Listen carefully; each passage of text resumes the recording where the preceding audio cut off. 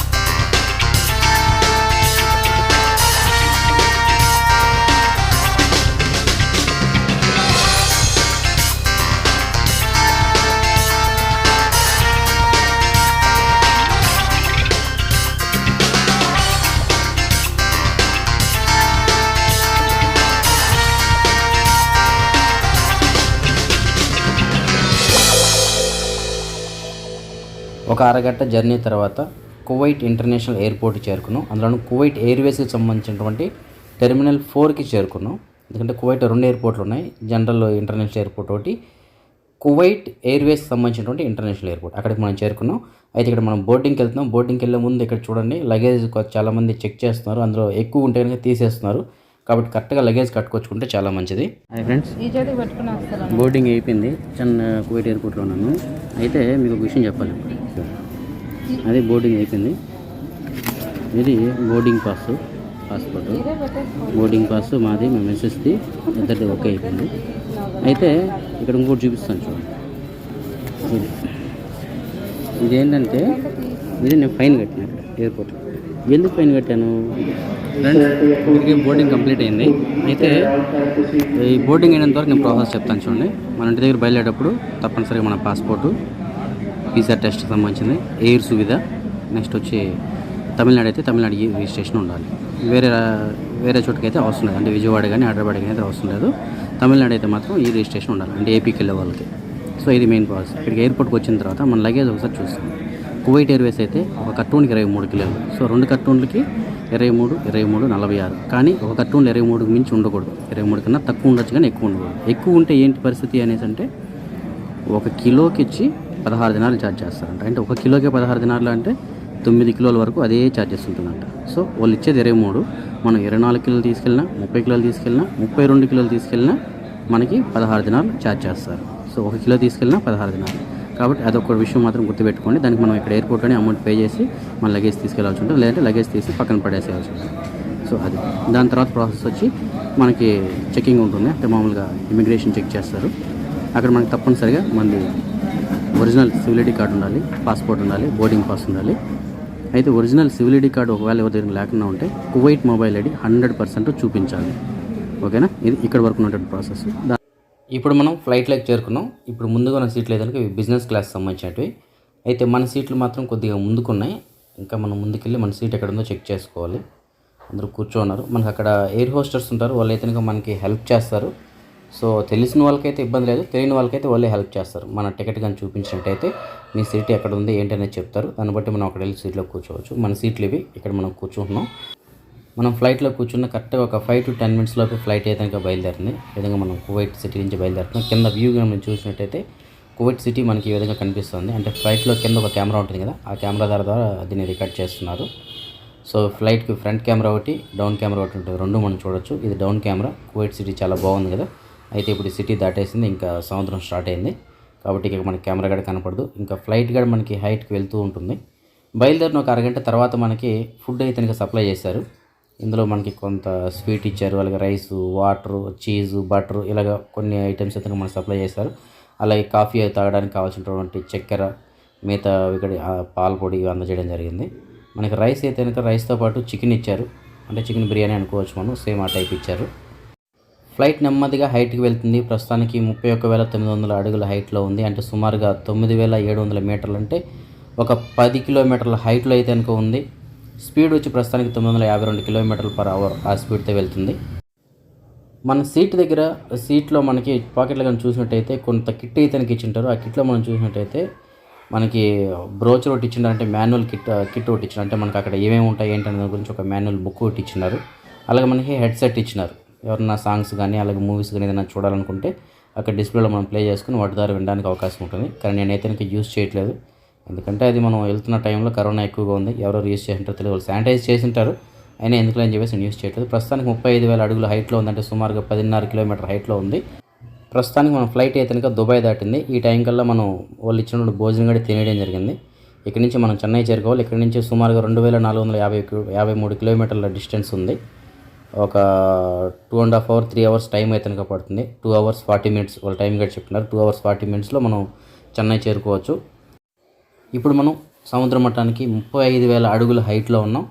అంటే సుమారుగా 10.6 కిలోమీటర్ల హైట్లో ఉన్నాం. స్పీడ్ అయితే కనుక 1,017 km/h ఆ స్పీడ్తో వెళ్తుంది ఫ్లైట్. ఇక ఫ్లైట్ అయితే కనుక మ్యాక్సిమం హైట్కి చేరుకోవడం జరిగింది. 37,000 అడుగుల హైట్కి చేరుకుంది. దాని తర్వాత అయితే హైట్ వెళ్ళలేదు. అంటే సుమారుగా 11.25 కిలోమీటర్ల హైట్ వెళ్ళింది. 1,054 కిలోమీటర్ల స్పీడ్తో వెళ్ళడం జరిగింది. ఇది మ్యాక్సిమం హైటు. దాని తర్వాత నెమ్మదిగా స్పీడ్ ఏదైనా తగ్గించుకుంటూ వచ్చారు. ఆ హైట్లో ఉన్నప్పుడు బయట ఉన్నటువంటి టెంపరేచర్ ఎంతో తెలుసా? గాలిలో ఉన్నటువంటి టెంపరేచర్ -54 degrees Fahrenheit. అంటే మనం బయట వెళ్ళినట్టయితే అప్పుడు చలికి కట్టడానికి, మనం చలిలో గడ్డగట్టడానికి కూడా అవకాశం ఉంటుంది, అంతటి చలి ఉంది బయట. సో కింద మనం చూసుకున్నట్టయితే కింద సిటీలు కనిపిస్తున్నాయి. ఆ సిటీల పేర్లు అయితే కనుక మనకు తెలియదు, కానీ చూడండి ఆ సిటీ అనేటువంటిది ఎంత ఫాస్ట్గా కింద మనం క్రాస్ చేస్తున్నాం. 1000 km స్పీడ్ అంటే ఆ మాత్రం క్రాస్ చేయాలి మరి.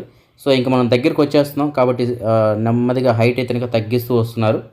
మనం 35,000 అడుగుల నుంచి 32,000 అడుగులు ఇలాగ స్పీడ్ అయితే కనుక గ్రాడ్యువల్గా తగ్గించేస్తున్నారు. అలాగే మనం హైట్ తగ్గించారు. అలాగే స్పీడ్ కూడా చూసుకున్నట్టయితే 1000 km స్పీడ్ ఉన్నటువంటి స్పీడ్ ప్రస్తుతానికి 800 km స్పీడ్కి వచ్చింది. ప్రస్తుతానికి మనం తిరుపతి దగ్గర ఉన్నాం. ఈ కింద కనిపిస్తుంది కనుక తిరుపతి టౌన్ అది. సో తిరుపతి సిటీ కనిపిస్తుంది. చెన్నైకి చేరుకునేసాం. అక్కడంటే 5-10 నిమిషాల తర్వాత చెన్నై చేరుకున్నాం. ఇది చెన్నై రన్వే. ఇది రన్వే బాగా కనిపిస్తుంది కదా మీకు. ఇది వచ్చి సైడ్ వ్యూ. మనం ఫ్లైట్లో పక్కకు చూసినట్టయితే ఆ విధంగా కనిపిస్తుంది. ఇది ఫ్రంట్ వ్యూ, అంటే ఫ్లైట్లో నుంచి ముందుకు చూసినట్టయితే ఈ విధంగా కనిపిస్తుంది మనకు రన్వే. సో రన్వే పైకి దిగబోతున్నాం మనం. చాలా దగ్గరికి వచ్చేసాం. మనకి కింద సిటీ గట్ చూస్తున్నారు మీరు. చాలా లైటింగ్ తోటి బాగుంది చెన్నై. ఇప్పుడు మనం దిగే సమయానికి ఆల్రెడీ ఒక ఫ్లైట్ అయితే కనుక టేక్ ఆఫ్ అవుతూ ఉంది. సో ఇది ఫ్రంట్ కెమెరా. మనం రన్వే పైకి వచ్చేస్తున్నాం, చాలా దగ్గరికి వచ్చేసాం. బహుశా ఇంకొక 1 or 2 minutes లోపే మనం ల్యాండ్ అయిపోతున్నాం. సో చాలా దగ్గరికి వచ్చేసాం, ఇంకా ల్యాండ్ అవుతూ ఉంది. మీరు చూడొచ్చు ఏ విధంగా ల్యాండ్ అవుతున్నదని చెప్పేసి. ల్యాండ్ అయినప్పుడు చాలా కుదుపులకు గురయ్యేదానికి అవకాశం ఉంటుంది ఫ్లైట్. ఎందుకంటే కింద ఉన్నటువంటి రన్వే ఎంత ఫాస్ట్గా వెళ్తుందో చూడండి. జస్ట్ ల్యాండ్ అయిపోయింది. ఎందుకంటే ఫ్లైట్ గట్ చూసారా ఎంత షేకింగ్ అవుతుందో.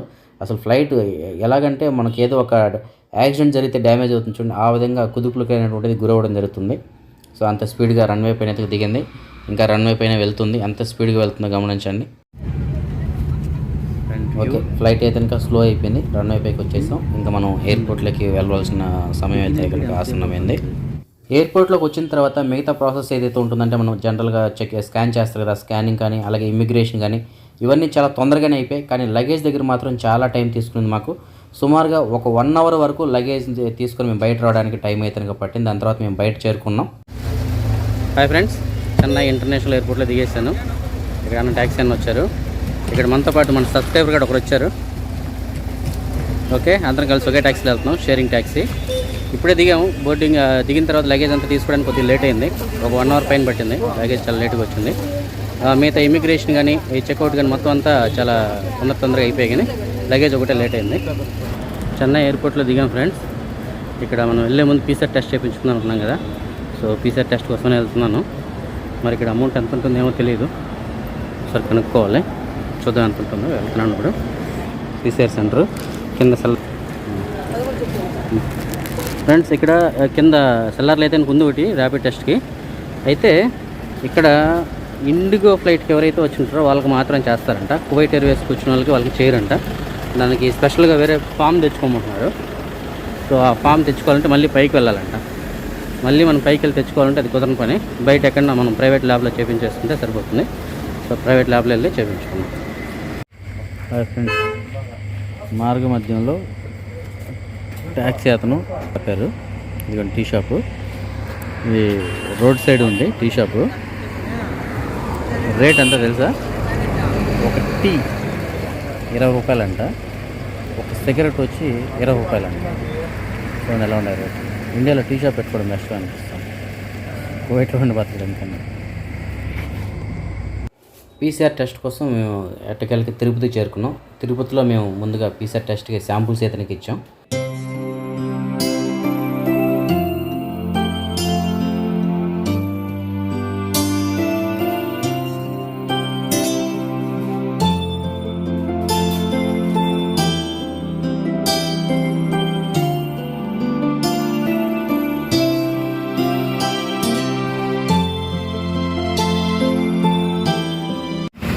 హాయ్ ఫ్రెండ్స్, అది పీసీఆర్ టెస్ట్ కోసం మనం చెన్నైలో ఎంతగానో ట్రై చేస్తాం, ఎక్కడ దొరకలేదు. తర్వాత తిరుపతికి వచ్చిన తర్వాత ట్రై చేస్తాం. ఇక్కడికి వచ్చేటప్పటికి 6 అయింది. ఇంకా పాతజన్లో చూద్దాం అనుకుంటే పాతజన్ అనే ల్యాబ్ ఉంది, ఫేమస్ అది. అయితే అది 8 గంటలకు ఓపెన్ చేస్తారంట. ఇంక లేట్ అయిపోతుంది చెప్పేసి ఇక్కడ అంకురా హాస్పిటల్స్ ఉంది రేణిగుంట రోడ్లో. ఇక్కడ సేమ్ రేట్ 500 తీసుకుంటున్నారు పీసీఆర్ టెస్ట్కి. సో ఇక్కడ శాంపుల్ ఇచ్చేస్తాం. ఇంక ఇది రిపోర్ట్ వచ్చిన తర్వాత ఇంటికి వెళ్దామని చెప్పేసి ఇంకా బయలుదేరుతాం. ఎక్కడ వెయిట్ చేసి రిపోర్ట్ వచ్చినాక ఇంటికి వెళ్ళాలి. వీళ్ళు తెల్లవారితే ఇస్తే మధ్యాహ్నం 2 గంటలకు రిపోర్ట్ వస్తుంటున్నారు. ఒకవేళ వచ్చిన తొందర రావచ్చు అంటున్నారు. చూద్దాం. రిపోర్ట్ వచ్చేలోపు ఇక్కడ ఎందుకు వెయిట్ చేయడం, ఈ లోపు ఇంటికన్నా వెళ్దాం అని చెప్పేసి ఇంటికి బయలుదేరుతున్నాం. అయితే ఇది మార్గ మధ్యంలో తిరుపతి నుంచి మా ఇంటికి వెళ్ళేదారిలో రైట్ సైడ్లో మీకు కనిపిస్తున్న కొండ అయితే కనుక తిరుమల కొండ. అది రైట్ సైడ్ మొత్తం. చెన్నై నుంచి తిరుపతికి వెళ్ళేదారిలో ప్రస్తుతానికి తిరుపతిలో కాఫీ తాగాం. నాగాం ఆల్రెడీ చెన్నై దగ్గర టీ వచ్చి 20 రూపాయలు, కాఫీ 25 రూపాయలు చెప్పారు. తిరుపతి దగ్గర ఆగాము. చూడండి కప్పు ఎంత ఉందో, స్మాల్ కప్పు. ఎంత ఉందంటే ఒక 50 ml 100 ml ఉంటుందాము. ఇది 25 రూపీస్ అంటే కాఫీ. ఒకప్పట్లో 5 స్టార్ హోటల్ ఉండేది, ఇప్పుడు ఇలా వచ్చిందని పరిస్థితి. ప్రస్తుతానికి మనం తిరుపతి నుంచి శ్రీనివాస మంగాపురం చేరుకున్నాం. ఇక్కడ మీకు లెఫ్ట్ సైడ్ కనిపిస్తుంది కదా గోపురం, అది వెంకటేశ్వర స్వామి గుడికి సంబంధించినటువంటి గోపురం. అది శ్రీనివాస మంగాపురం. అదే మనం కుడిపక్క కనుక చూసుకున్నట్టయితే ఇది తిరుమలకి వెళ్ళడానికి మెట్ల మార్గం, శ్రీవారి మెట్టు అని చెప్పేసి ఉంటుంది. అది మెట్ల మార్గం. మీకు ఇక్కడ ఆర్చ్ కనిపిస్తుంది కదా, ఈ ఆర్చ్ నుంచి మనం లోపలికి కనుక వెళ్ళినట్టయితే ఇక్కడ నుంచి ఒక 2 కిలోమీటర్స్ to 3 కిలోమీటర్స్ వరకు ఉంటుంది దూరం అయితే కనుక అక్కడి నుంచి పైకి మెట్ల మార్గం ద్వారా వెళ్ళచ్చు. ఇప్పుడు ఇక్కడి నుంచి మనం మంగాపురం, ఇది మంగాపురం దగ్గర గేట్ పడింది, మనకి రైల్వే గేట్ పడింది. సో ఇక్కడి నుంచి మనం ఇంకా కంటిన్యూ చేయాల్సి ఉంటుంది. మార్గ మధ్యలో మనకి ఇక్కడ మోహన్ బాబు కాలేజ్ కూడా కనిపిస్తుంది. మనకి సినిమా యాక్టర్ మోహన్ బాబు ఉన్నారు కదా, ఆయనకు సంబంధించిన ఇది ఇంజనీరింగ్ కాలేజ్. ఇది ఈ ఇంజనీరింగ్ కాలేజ్ చాలా పెద్దది, అలాగే చాలా ఫేమస్ కూడా, మీకు అందరికీ తెలిసిన విషయమే. మోహన్ బాబు కాలేజ్ అంటారు. ఇక్కడ నుంచి కొద్దిగా ముందుకు వెళ్ళినట్టయితే ఈ వీళ్ళకి సంబంధించిందే ఇంకొకటి ఉందన్నమాట, స్కూల్ అనమాట, మోహన్ బాబు స్కూల్. ఇక్కడ మీకు రాబోయేటువంటి ఈ కాంపౌండ్ మొత్తం ఇది కనిపిస్తుంది కదా, ఇది మొత్తం స్కూల్. ఈ లెఫ్ట్ సైడ్ ఉన్నదంతా స్కూలే అనమాట. ఫస్ట్ యాక్చువల్ ఉత్త స్కూల్ మాత్రం ఉంది. దాని తర్వాత మీకు ఫస్ట్ చూపించాను కదా మోహన్ బాబు ఇంజనీరింగ్ కాలేజ్, ఆ కాలేజ్ కట్టారు. ఇది స్కూల్, అది కాలేజ్. దీని తర్వాత మనం చూసుకున్నట్టయితే దీని నెక్స్ట్ తర్వాత వచ్చేది మనకి రంగంపేట. మీకు అందరికీ తెలుసు కదా, మాజీ ముఖ్యమంత్రి నారా చంద్రబాబు నాయుడు గారు ఆయన యొక్క ఊరు అయినటువంటిది ఈ రంగంపేట నుంచి జస్ట్ ఒక 2 కిలోమీటర్స్ దూరం ఉంటుంది. ఇది రంగంపేట. ఇక్కడి నుంచి మనం రైట్కి కానీ వెళ్ళినట్టయితే మనకి ఇంకా కళ్యాణి డ్యామ్ అని చెప్పేసి వస్తుంది. ఈ కళ్యాణి డ్యామ్ అనేటువంటిది చాలా పెద్ద డ్యామ్, ఇది చాలా పురాతనమైనటువంటి డ్యామ్. ఈ డ్యామ్ కన్నా ముందు మనకు ఒక చెక్ పోస్ట్ వస్తుంది. ఈ చెక్ పోస్ట్ ఏంటంటే ఫారెస్ట్ వాళ్ళకి సంబంధించింది.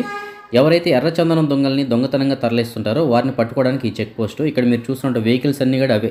ఎవరైతే దొంగతనంగా తీసుకెళ్తుంటారో వారికి సంబంధించిన వెహికల్స్ అన్నీ అక్కడ సీజ్ చేసి పెట్టారు.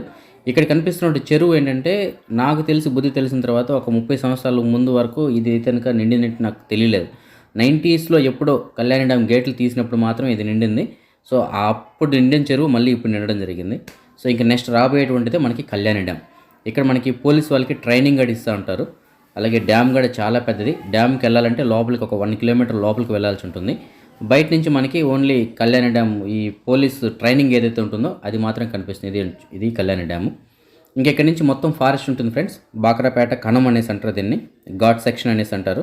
ఈ ఘాట్ చాలా పెద్దది, సుమారుగా ఒక 10 కిలోమీటర్ల వరకు ఉంటుంది.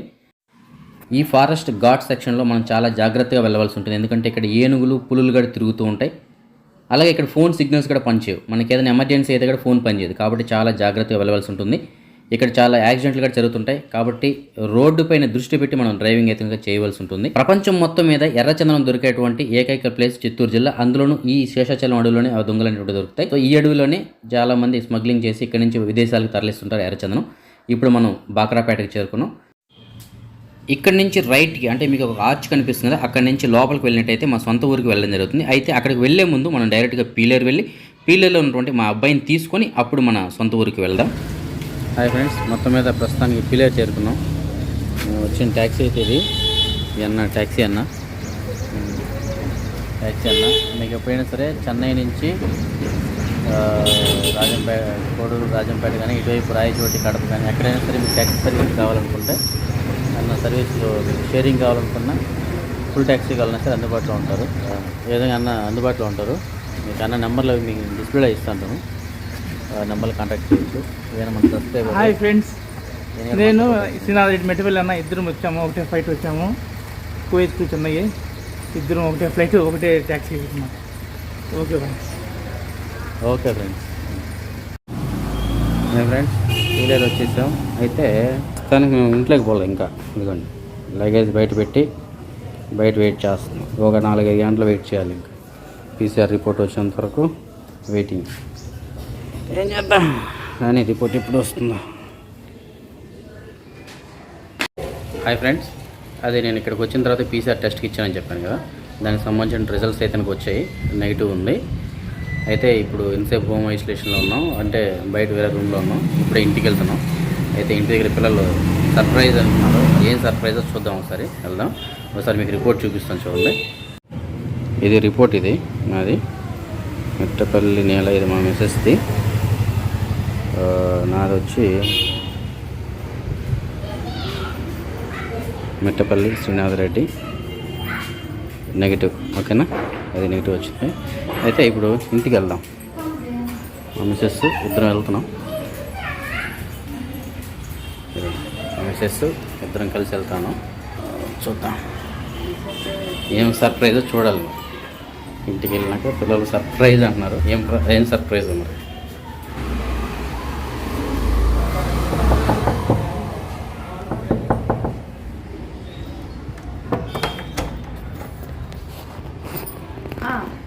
ఏం పెద్ద కూతురు.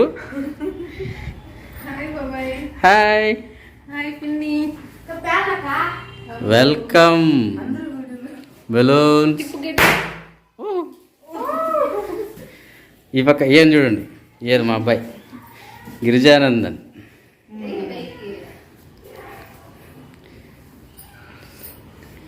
అలా సర్ప్రైజ్ అనమాట. ఇద్దరు కూతుర్లు, మమ్మీ కొడుకు, అక్కడ ఇంకొకరు ఉన్నారు.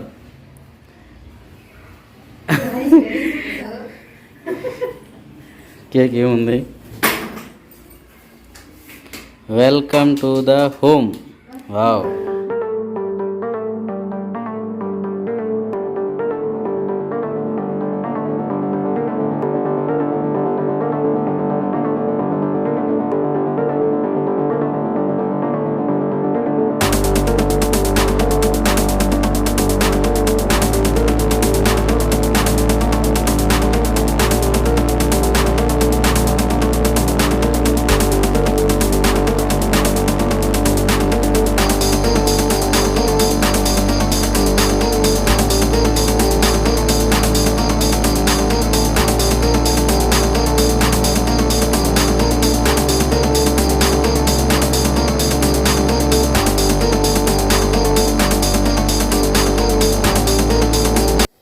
ఇక పీలేరు నుంచి మనం మా అబ్బాయిని తీసుకొని అలాగే మా అన్న కూతుర్లు ఇద్దరిని తీసుకొని ఇక్కడ నుంచి మా భార్యతో సహా మా సొంత ఊరికి వెళ్తున్నాం. ఇప్పుడు అమ్మగారు ఉన్నటువంటి ఊరికి వెళ్తున్నాం. ఇది మార్గ మధ్యంలో, ఇది చిన్న కొట్టికెళ్ళు, ఇది మాకు మండలం, ఇది చిన్న కొట్టికెళ్ళు మండలం ఇది. సో ఇక్కడ మనం ఒక విషయం గమనించాలి. చిన్న కొట్టికెళ్ళలో ఒక చెరువు ఉంది, చాలా పెద్ద చెరువు ఇది, చాలా పురాతనమైనటువంటి చెరువు ఇది. అయితే గత 30 సంవత్సరాలుగా ఇది నిండిన దాఖలాలు అయితే కనుక లేవు. ఎప్పుడో 1990లో పెద్ద వర్షాలు పడ్డాయి చూడండి, అప్పుడు నిండింది. మళ్ళీ ఇప్పుడు చెరువు పూర్తిగా నిండి మీరు చూస్తున్నారు కదా, బిల్డింగ్స్ ఫస్ట్ ఫ్లోర్ వరకు పూర్తిగా మునిగిపోయాయి. ఈ చెరువు 30 సంవత్సరాల తర్వాత మళ్ళీ నిండడం అంటే నేను చూడడం జరిగింది. ప్రస్తుతానికి చెరువు కట్ట ఏదైతే ఉందో ఇది కూడా ప్రస్తుతానికి కొద్దిగా డ్యామేజ్ అయితే అయ్యి ఉండాలి. మరి ఫ్యూచర్లో ఏమవుతుందో తెలియదు. చెరువులో నీళ్ళు అయితే మాత్రం చాలా నిండుగా ఉన్నాయి. ఈ చెరువే కాదు, నేను వస్తున్న మార్గ మధ్యలో చూశాను, చాలా చెరువులు చాలా నిండుకు కలకలలాడుతున్నాయి. గట్టుపై నుంచి మనం కాళ్ళు చేతులు కూడా కడుక్కోవచ్చు, అంత నిండుకు నీళ్ళు అయితే ఉన్నాయి. ఇంకా మా ఇంటికి వెళ్ళే దారిలో కూడా ఇంకా చాలా చెరువులు ఉంటాయి, వాటిని కూడా మీకు నేను చూపిస్తాను.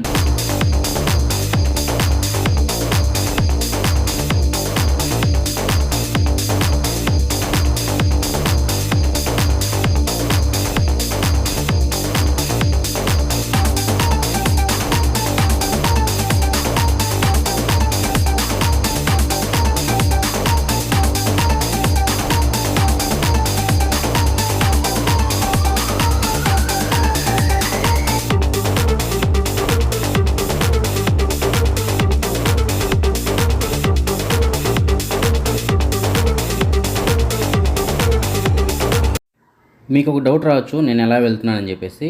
నేనైతే కనుక నా 2 వీలర్లోనే వెళ్తున్నాను. ఈ చెరువు చూడండి ఇంకా మొరవబోతుంది, అంటే ఇంకా నీళ్ళు అనేటువంటిది వెళ్ళడం జరుగుతుంది. అంటే ఎంత వాటర్ ఫ్లో అనేటువంటిది ఇంకా ఉండదో చూడండి. మిగతా వాళ్ళందరూ మా మిస్సెస్ ఇంకొక 2 పిల్లలు వచ్చి ఆటోలో వెళ్ళారు. నేను, మా అన్న కూతురు, మా అబ్బాయి, మేము ముగ్గురు మాత్రం వెహికల్ నా 2 వీలర్లోనే వెళ్తున్నాం.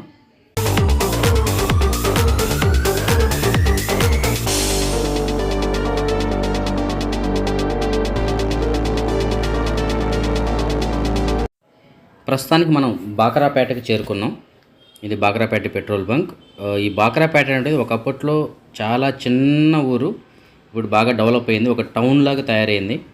బాగా ఇండ్లు కానీ అలాగే రోడ్లు కానీ చాలా బాగా డెవలప్ అయింది ప్రస్తుతానికి. ఇప్పుడు మనం బాకరాపేట నుంచి, ఇది తిరుపతి అనమాట, ఇది అంటే పీలేరు నుంచి తిరుపతికి వెళ్ళే రూట్లో ఈ బాకరాపేట ఉంది. ఇక్కడ నుంచి మనం లెఫ్ట్కి వెళ్ళాల్సి ఉంటుంది. లెఫ్ట్కి వెళ్తే తలకోన అని చెప్పేసి ఉంటుంది, అంటే నెరబైల మీదుగా తలకోన వెళ్ళాలి. ఈ లెఫ్ట్కి వెళ్దాం మనం. ఈ లెఫ్ట్ ఆర్చ్ ఉంది కదా, ఇక్కడ నుంచి లోపలికి వెళ్ళాలి. ఇక్కడ చూసినట్టయితే ఎర్రవారిపాలెం, నెరబైలు, తలకోన, ఎలమంద అని చెప్పేసి ఉంటుంది. సో ఈ ఆర్చ్ నుంచి మనం లోపలికి వెళ్ళాలి. ఇక్కడి నుంచి మనం లోపలికి వెళ్ళి జస్ట్ ఒక 1 కిలోమీటర్ తర్వాత, బాకరాపేట నుంచి తలకోనకు వెళ్ళే దారిలో 1 కిలోమీటర్ తర్వాత దీందార్పల్లి అని చెప్పేసి ఉంటుంది. ఆ దీందార్పల్లి దగ్గర మనం రైట్ తీసుకోవాల్సి ఉంటుంది. ఈ బాకరాపేటలోనే ప్రముఖ సినీ యాక్టర్ అయినటువంటి రోజా ఇక్కడే చదువుకున్నారు. వాళ్ళ తాత వాళ్ళ సమాధి అవన్నీ ఇక్కడే ఉన్నాయి. ఇది బాకరాపేట హై స్కూలు. ఇక్కడ ఆటోలన్నీ అందుబాటులో అయితే ఉన్నాయి. ఎవరైనా రావడానికి, తలకోనకు వెళ్ళడానికి కానీ, చుట్టుపక్కల విలేజ్లకు వెళ్ళడానికి కానీ ఆటోలు అయితే అందుబాటులో ఉన్నాయి. ఇక్కడి నుంచి ఒక 1 కిలోమీటర్ వెళ్దాం మనం. 1 కిలోమీటర్ వెళ్ళిన తర్వాత మనకి దీందార్పల్లి అని చెప్పేసి ఒక విలేజ్ ఉంటుంది, ఒక ఊరు ఉంటుంది. అక్కడి నుంచి మనం రైట్కి వెళ్ళాల్సి ఉంటుంది. సో మీకు ఇప్పుడు కనిపిస్తుంది కదా, ఇది దీందార్పల్లి. ఇక్కడ అందరూ ముస్లిమ్సే ఉంటారు. ఇక్కడ నుంచి మనం రైట్ తీసుకోవాలి. మీకు కనిపిస్తుంది కదా, ఆ బోర్డు దగ్గర మనం రైట్ తీసుకోవాలి. రైట్ తీసుకుని కొద్దిగా ముందుకెళ్ళినట్టయితే ఇది చిట్టేచర్ల అని చెప్పేసి వస్తుంది. ఈ చిట్టేచర్ల నుంచి మనం లెఫ్ట్కి వెళ్ళాల్సి ఉంటుంది. మీరు చూస్తున్న చెట్లు ఏంటంటే ఇవన్నీ గబ్బిలాలకు సంబంధించిన చెట్లు. ఇవి మొత్తం గబ్బిలాలు ఉంటాయి ఇక్కడ. సో ఇవి చాలా కాలం నుంచి ఉన్నాయి, కొన్ని వందల సంవత్సరాల నుంచి అయితే అవి ఇక్కడే కాపురం ఉంటున్నాయి. ఇక్కడ నుంచి మళ్ళీ మన జర్నీ అయితే స్టార్ట్ చేసాం మన విలేజ్కి వెళ్ళడానికి. మనం వెళ్తున్న మార్గ మధ్యంలో చెరువులు అయితే చాలా నిండుగా ఉన్నాయి, కలకలలాడుతున్నాయి. ఒక చెరువునే కాదు, ఎన్ని చెరువులు కనిపిస్తే మనకు మార్గ మధ్యంలో అన్ని చెరువులు కూడా చాలా నిండుకున్నాయి. కొన్ని చెరువులు అయితే ఇంకా మరవపోతున్నాయి, అంటే నీళ్ళు అయితే చెరువులు నిండిపోయి ఇంకా బయటికి వెళ్తూనే ఉన్నాయి.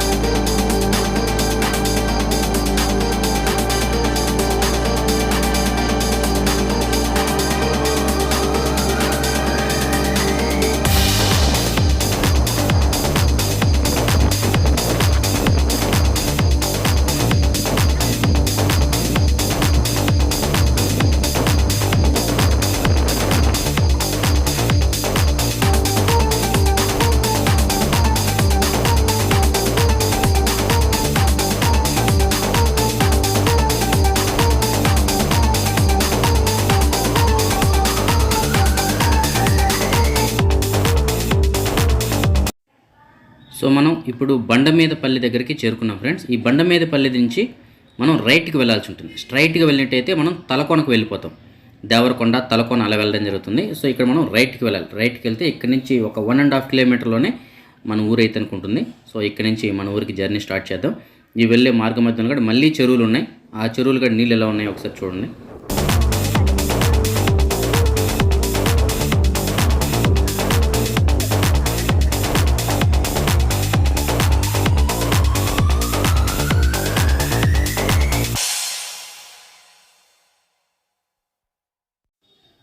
ఆల్మోస్ట్ ఆల్ మనం ఊరు దగ్గరికి అయితే కనుక చేరుకునేసాం. ఇప్పుడు మనకి ఈ ఊరికి వెళ్ళే మార్గ మధ్యంలో ఎడమ చేతి వైపు, కుడి చేతి వైపు అన్ని పంట పొలాలు ఉన్నాయి, కొబ్బరి చెట్లు అవన్నీ. దూరంగా కనిపిస్తున్న కొండ దేవరకొండ, అది అక్కడ వెంకటేశ్వర స్వామి టెంపుల్ ఉంటుంది. దానికి సంబంధించిన వీడియో కూడా మీకు నేను పోస్ట్ చేస్తాను. ఇక మనకి ఇక్కడ రైట్ సైడ్లో ఒక చెట్టు ఉంది కదా, ఈ చెట్టు కింద వచ్చి మూలస్థానం టెంపుల్ అని చెప్పేసి ఉంటుంది. అంటే మా గ్రామ దేవత అక్కడే ఉంటారు. ఇక ఇప్పుడు ఈ ఖాళీ ప్లేస్ ఏదైతే ఉంది, ఇప్పుడు మొత్తం చదును చేసిండారు కదా, ఇది మొత్తం సుమారు ఒక 10 ఎకరాల వరకు చదును చేసిండారు. ఎందుకంటే మీకు ఎదురుగా కనిపిస్తుంది కదా టెంపుల్, అదే మా ఊర్లో ఒక శివాలయం నిర్మిస్తున్నామని చెప్పాను కదా, ఆ శివాలయం వచ్చి మీకు ఎదురుగా ముందు కనిపిస్తున్నటువంటి టెంపుల్ అది. సో ఈ దేవాలయం కుంభాభిషేకం కోసమే అంత జాగా మేము ఖాళీ చేయించడం జరిగింది. రేపు నెల 7వ తారీఖు నుంచి 11వ తారీఖు వరకు ఈ టెంపుల్కి సంబంధించినటువంటి కుంభాభిషేకం అయితే జరుగుతుంది. మీరు కూడా తప్పకుండా ఆ ప్రోగ్రామ్ అంటే ఆ కార్యక్రమం ఏదైతే ఉందో దానికి అందరూ రావాలని చెప్పేసి నేను కోరుకుంటున్నాను. సో విలేజ్లోకి అయితే నేను ఎంటర్ అయిపోయాను. మార్గ మధ్యంలో మన బంధువులందరూ మనల్ని పలకరిస్తున్నారు. ఇంటి దగ్గరికి వచ్చేస్తాం. ఇక్కడ ముందు లెఫ్ట్ సైడ్ కనిపిస్తుంది వైట్ కలర్ది, అదే మన ఇల్లు. సో ఇక్కడ మనం బండి ఆపి లోపలికి వెళ్దాం. ఇక్కడ మళ్ళీ ఇంటి ముందు ఉన్న వాళ్ళందరూ మనల్ని పలకరిస్తున్నారు. సో వాళ్ళతో మాట్లాడేసి మనం ఇక్కడి నుంచి ఇంటికి వెళ్దాం. ఆల్రెడీ మా మిసెస్ మిగతా పిల్లలు అయితే ఇంటికి చేరుకున్నారు. ఆల్రెడీ లగేజ్ కూడా అక్కడ దింపేసి ఉంటారు. మేము వెహికల్లో వచ్చాం కాబట్టి కొద్దిగా లేట్ అయింది. సో ఇంటికి వెళ్తున్నాం. మరి ఏ విధంగా రిసీవ్ చేసుకుంటారో, అమ్మగారు ఏం చేస్తున్నారో ఒకసారి మనం చూద్దాం.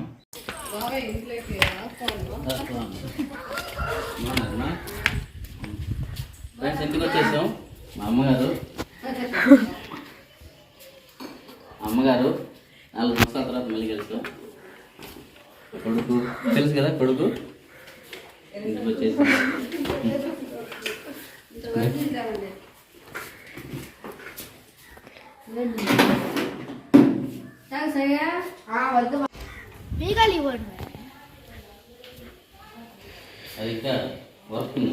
అది ఇంకా వర్కింగ్ లో ఉంది. సారీ ఇంకా మా మమ్మీ, మా పెద్దక్క, మా అవ్వ స్టేషన్ కాడ ఏం చేస్తున్నారు దాకా వీళ్ళు ఆడుంటారా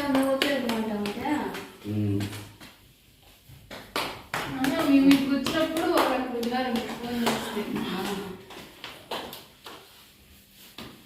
చాలా ఇంకా పాస్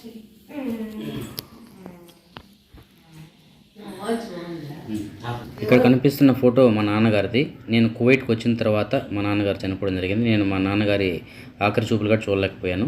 ఇక్కడ కనిపిస్తున్న ఫోటోలు వచ్చి మా అవ్వ, తాత, మా నాన్న, మా చిన్నాయన. వీరిగాడు ప్రస్తుతానికి ఎవరు మనకి లేరు. వీళ్ళందరూ స్వర్గస్థులు అయ్యారు. ఇది మా ఇల్లు, మీరందరూ చూస్తున్నారు కదా, ఇదే మా ఇల్లు. చాలా చిన్న ఇల్లే. ఈ మధ్యనే ఫ్రంట్ ఇంకా కొద్దిగా ఎక్స్టెన్షన్ చేయడం జరిగింది. సో ఫ్యామిలీ మెంబర్స్ అందరితో కలిసి ఇవాళ భోంచేసాను.